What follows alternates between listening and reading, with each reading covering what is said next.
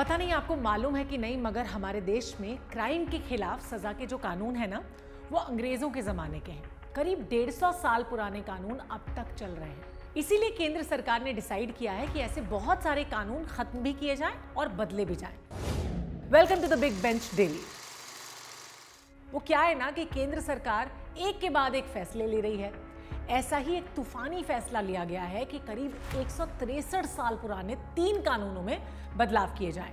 11 अगस्त को गृह मंत्री अमित शाह ने संसद में 3 विधेयक पेश किए। ये तीनों विधेयक जब कानून बन जाएंगे तब बड़ा बदलाव देखने को मिलेगा।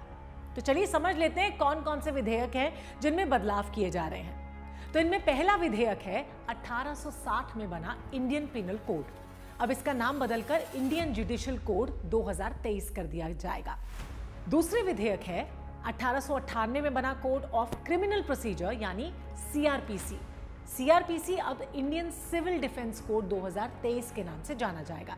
तीसरा विधेयक 1872 में बना इंडियन एविडेंस कोड, अब इसे इंडियन एविडेंस कोड 2023 कहा जाएगा।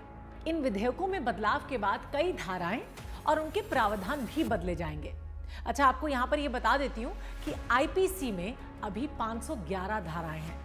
इनमें से कुछ धाराएं खत्म कर दी जाएंगी, 175 धाराओं को बदल दिया जाएगा और 8 नई धाराएं ऐसी होंगी जो इसमें जोड़ी जाएंगी। इसी तरह से सीआरपीसी में 484 धाराएं हैं। इनमें 160 धाराएं बदली जाएंगी, कई धाराएं जोड़ी जाएंगी और कई धाराओं को खत्म कर दिया जाएगा। अब बड़ा सवाल यह है कि इन बदलावों से क्या प्रभाव पड़ेगा, तो इसको भी समझ लेते हैं। जैसे अभी जो कानून है ना, उसके हिसाब से देश विरोधी गतिविधि करने या देश का अपमान करने या राष्ट्रीय ध्वज का अपमान करने पर राजद्रोह का केस होता है। आईपीसी की धारा 124 ए में राजद्रोह की सजा कितनी है? 3 साल से लेकर उम्र कैद तक। मगर अब इसमें बदलाव हो जाएगा। अब राजद्रोह को देशद्रोह कहा जाएगा और सजा 7 साल से उम्र कैद तक होगी। नए कानून के हिसाब से अगर सरकारी कर्मचारी के खिलाफ कोई मामला दर्ज होता है तो 120 दिनों में केस चलाने का आदेश जरूरी है। घोषित अपराधियों की प्रॉपर्टी कुर्क की जाएगी। साथ में ऑर्गेनाइज्ड क्राइम में सख्त सजा होगी। 18 साल से कम उम्र की बच्चियों के साथ यौन शोषण मामले में मौत की सजा का प्रावधान जोड़ा जाएगा। वो क्या है ना कि अभी तक छोटे मोटे अपराध जैसे कि नशे में हंगामा करना, 5,000 रुपयों से कम की चोरी कर लेना, ऐसे अपराधों में ना आरोपी को जेल तो भेज दिया जाता था, मगर अब ऐसे अपराध के लिए 24 घंटे जेल की सजा या फिर 1,000 रुपए जुर्माना भी लगेगा। हमारे देश में अक्सर हम मॉब लिंचिंग के केसेस देखते हैं। क्या आपको पता है कि मॉब लिंचिंग को लेकर अब तक हमारे देश में कोई पुख्ता कानून ही नहीं है? मॉब लिंचिंग केस में आरोपियों को बवाल करने और हत्या के केस में जेल भेजा जाता था। अब मॉब लिंचिंग केस में कम से कम 7 साल की सजा होगी और ज्यादा से ज्यादा फांसी की सजा होगी। इन नए विधेयकों में ना ये भी ध्यान रखा गया है कि सरकारें सजा में छूट का सियासी इस्तेमाल ना कर सकें। जैसे कई बार देखा जाता है कि सरकार में आने वाले राजनेता अपने ऊपर लगे कुछ केसेस को खत्म करा देते हैं, लेकिन अब ऐसा नहीं होगा।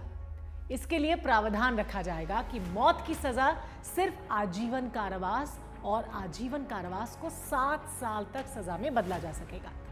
यह डिसाइड किया जाएगा कि सियासी प्रभाव वाले लोग कानून से ना बच सकें और हाँ, सरकार पीड़ित को सुने और बिना 7 साल कैद या ज्यादा सजा वाले केस वापस नहीं ले सकेगी। इस तरह चुनाव में वोटर्स को रिश्वत देने पर 1 साल की कैद का प्रावधान है। पहली बार अपराध करने वाले अपराधी को पूरी सजा का 1/3 समय जेल में बिताने पर जमानत दे दी जाएगी। नए बदलावों में एक और बात है जो इंपॉर्टेंट है आपको बतानी, वो ये है कि अब तक जो आरोपी फरार होता है उसकी जब तक गिरफ्तारी न हो तब तक उसका ट्रायल नहीं हो सकता।